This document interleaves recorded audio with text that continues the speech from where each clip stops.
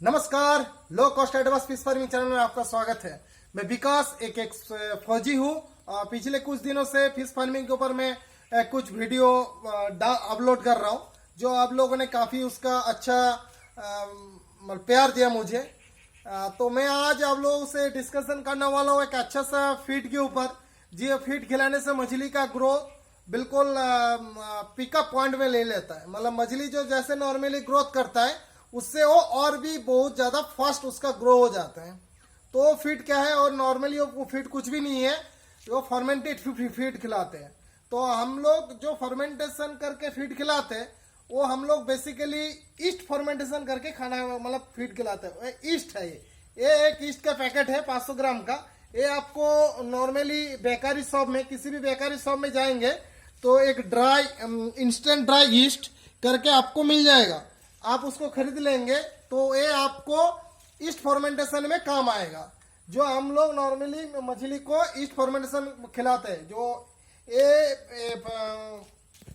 East एक अच्छा सा गुड फंगस है जो हमें फायदा देता है। वो मछली के लिए भी वो बहुत अच्छा चीज है। तो हम इसको फर्मेंटेशन कैसे करें?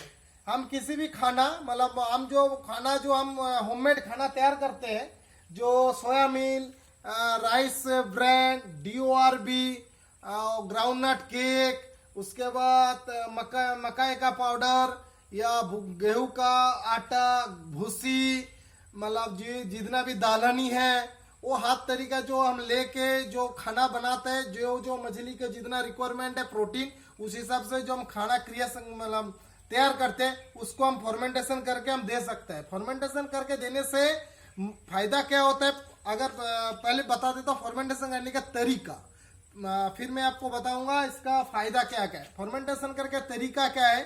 अगर फर्मेंटेशन का तरीका बहुत इजीली है। जैसे हम लोग घर में कोई भी चीज को फर्मेंटेट करके खाना पकाते हैं, नॉर्मली हम लोग आटा वगैरह में ईस्ट डाल देते हैं और थोड़ी देर के लिए रख देते हैं तो वो फूल जाता है आटा। फिर उसको पूरी वगैरह निकालते हैं या कुछ पाव वगैरह बनाते हैं, केक वगैरह बनाने के लिए भी ईस्ट काम आता है।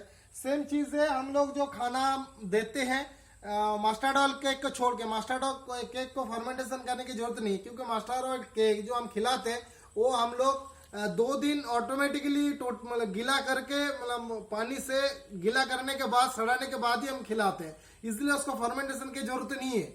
और हम बाकी खाने को देते हैं, हम फर्मेंटेशन करते हैं। नेचुरली भी ईस्ट है हर जगह, हवा में भी है, लेकिन फर्मेंटेशन का जो प्रक्रिया है उसको बिल्कुल मतलब क्विकली करने के लिए हम लोग इसको इस्तेमाल करते हैं।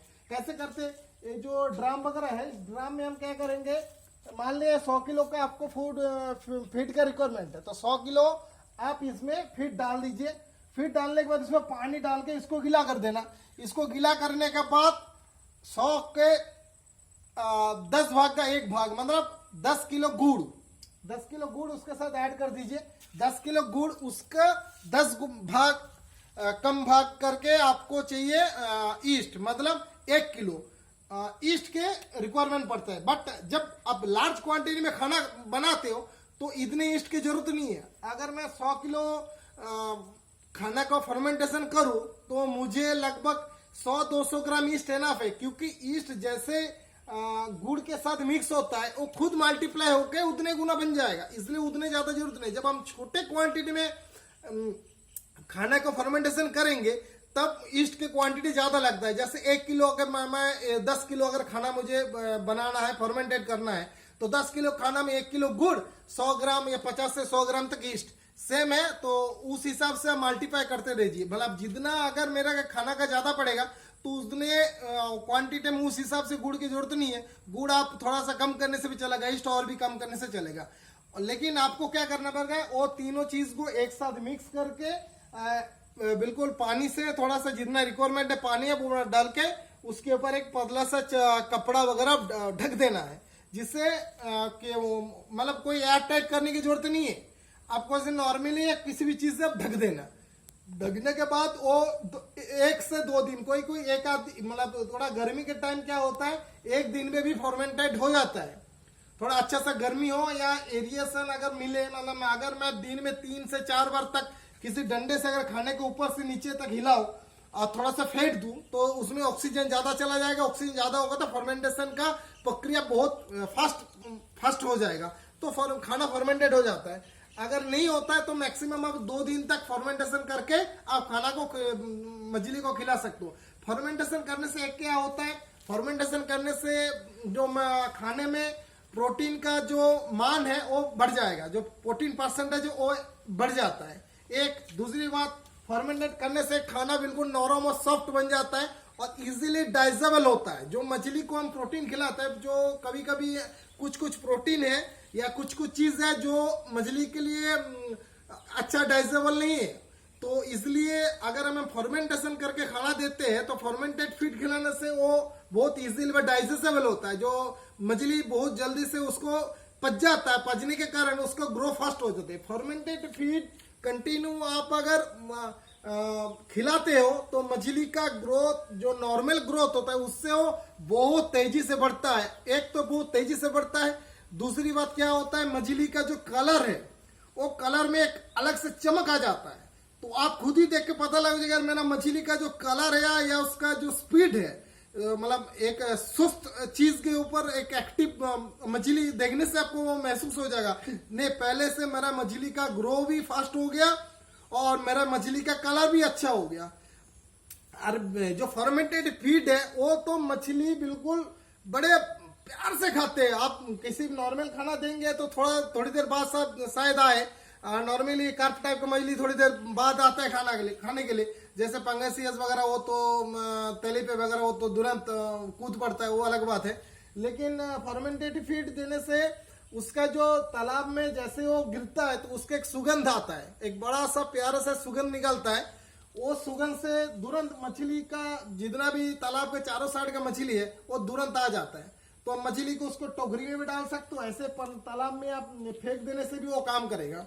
और दूसरी बात, आप फर्मेंटेड फीड कंटिन्यू डालने से जो हम लोग ब्रांड मोलासिस ईस्ट का एक जूस बना के तालाब में डालते थे जू प्लैंकटन क्रिएशन के लिए, जो जू प्लैंकटन अच्छा से पैदा हो, इसके लिए हम जो ब्रांड मोलासिस और ईस्ट का जो हम एक फर्मेंटेड करके डालते थे तालाब में, तो वो डालने की जरूरत नहीं पड़ता, क्योंकि ये भी एक टाइप का जूस निकलता है इससे, ये भी तालाब में पड़ता है, तो इससे भी आपको जू प्लैंकटन का भी इनहेंस हो जाता है। तो जू प्लैंकटन भी बड़े फास्ट लिए ग्रो करता है, इसलिए आपको तालाब के अंदर जू प्लैंकटन भी पर्याप्त मात्रा में दिखेगा। लेकिन इसका भी एक ड्रॉबैक है। कुछ ड्रॉबैक कैसे है, आप अगर कंटिन्यू फर्मेंटेड फीड खिलाते हो तो आपको तालाब में आर्गुलस होने का खतरा रहता है, क्योंकि ये आर्गुलस को भी बड़े फास्टली ग्रो करने में हेल्प करता है। अगर तालाब में आपको आर्गुलस है तो वो उससे एक प्रॉब्लम हो सकता है। तो इसलिए आप फर्मेंटेड फीड को हफ्ते में 2 या 3 दिन ही इस्तेमाल करने के लिए अच्छा है, जिससे आर्गुलस की प्रॉब्लम इतना नहीं होता। डेली करने से तो अच्छा है, लेकिन डेली करने से आर्गुलस भी बढ़ जाता है और इतने ज्यादा जू प्लैंकटन, कभी जू प्लैंकटन भी पूरा फुल हो जाता है, इसलिए पानी का हरापन भी खत्म हो जाता है। हरापन खत्म होने से ऑक्सीजन डेफिशिएंसी भी होना शुरू हो जाता है। तो इसलिए आप डेली देने की जरूरत नहीं है, लेकिन आप हफ्ते में 3 दिन आप कोशिश करो जो फर्मेंटेड फीड दो। फर्मेंटेड फीड देने से आप जो प्रोटीन दे रहे हो, जैसे कार्प वाला मछली में हम लोग 24% तक प्रोटीन देते हैं, 24% तक प्रोटीन नहीं होने से भी काम चलेगा, उससे थोड़ा कम भी हो जाए तब भी चलेगा, क्योंकि फर्मेंटेशन करने के बाद फर्मेंटेड फीड में नॉर्मली प्रोटीन ऐसे ज्यादा बढ़ जाता है, जो चीज पचने वाला नहीं था वो भी बिल्कुल डाइजेस्टेबल टाइप का बन जाता है। इसलिए मछली के लिए वो भी आपके लिए अच्छा है। और आपको इससे क्या होता है, आपको एफसीआर भी कम हो जाता है। जो हम लोग फीड का कॉस्ट है, फीड का कॉस्ट भी आपको धीरे धीरे कम होना शुरू कर देता है। और आपका अगर तालाब को आप अगर आर्गुलस फ्री रखने के लिए सोचते हो, आप वो भी कुछ तरीका है जो आप तालाब को भी आर्गुलस फ्री रख सकते हो।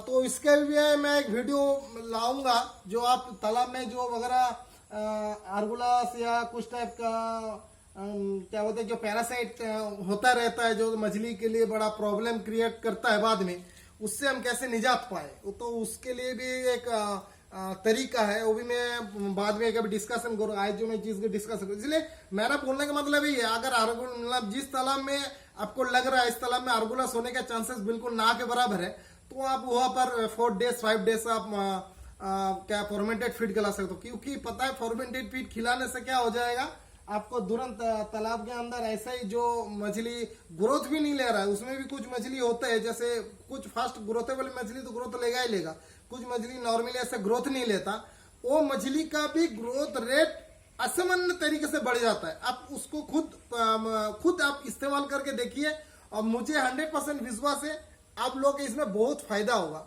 इसलिए फॉर्मेंटेशन मतलब आप बिल्कुल करने के बाद मतलब फॉर्मेंटेशन करके खाना दीजिए, कोई जैसे में दिक्कत है नहीं। ठीक, मैं अगर आप लोगों को इस वीडियो अच्छा लगा तो बिल्कुल इसको कमेंट और लाइक व शेयर करना, और आने वाला वीडियो में अगर किस टाइप का आपको वीडियो ज़रूरत है तो आप लोग बिल्कुल उसमें शेयर कमेंट करके बताना। मैं बिल्कुल कोशिश करूँगा, मेरा खुद का जो नॉलेज है और मैं जो पिछले इतने सालों से मछली फार्मिंग जो प्रेजेंटली जो मैं एप्लीकेशन करके मैं खुद एप्लीकेशन करता हूँ और जो प्रयोग करता मैं उन्हीं चीज़ को आप लोगों को बताता हूँ।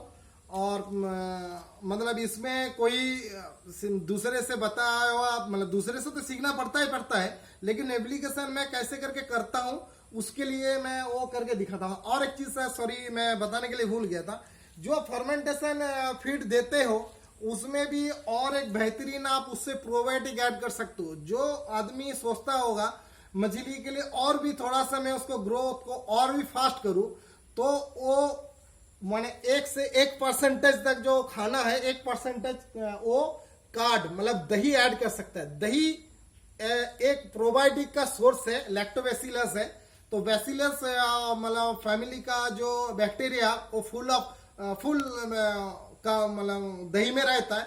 तो इसलिए जब आप फर्मेंटेड कर रहे हो, जो सामान आप मिक्स कर रहे हो उसी के साथ आप अगर दही में ऐड कर दो तो सोने के सुहागा हो जाएगा। मतलब आपको बाहर से कोई एक्स्ट्रा प्रोबायोटिक मछली को खिलाने की कोई जरूरत नहीं है। जो मछली के लिए हेल्थ के लिए मछली का जो स्टोमक है वो स्टोमक को भी स्ट्रॉन्ग करेगा। जो प्रोटीन हो उसको ले रहा है वो प्रोटीन बहुत ही इजी तरीके से डाइजेबल करेगा और उसको शरीर में बायोमास क्रिएट करेगा। तो आप लोग मैं आशा करता हूँ इसको आप इस्तेमाल करेंगे, और इसको अगर अच्छा फल मिलता है तो बिल्कुल सर कमेंट में करके बताना, और थोड़ा लाइक सर थोड़ा शेयर करना, और जिससे मुझे भी थोड़ा इनकरेज मिले जो नया वीडियो लाने के लिए। जय हिंद।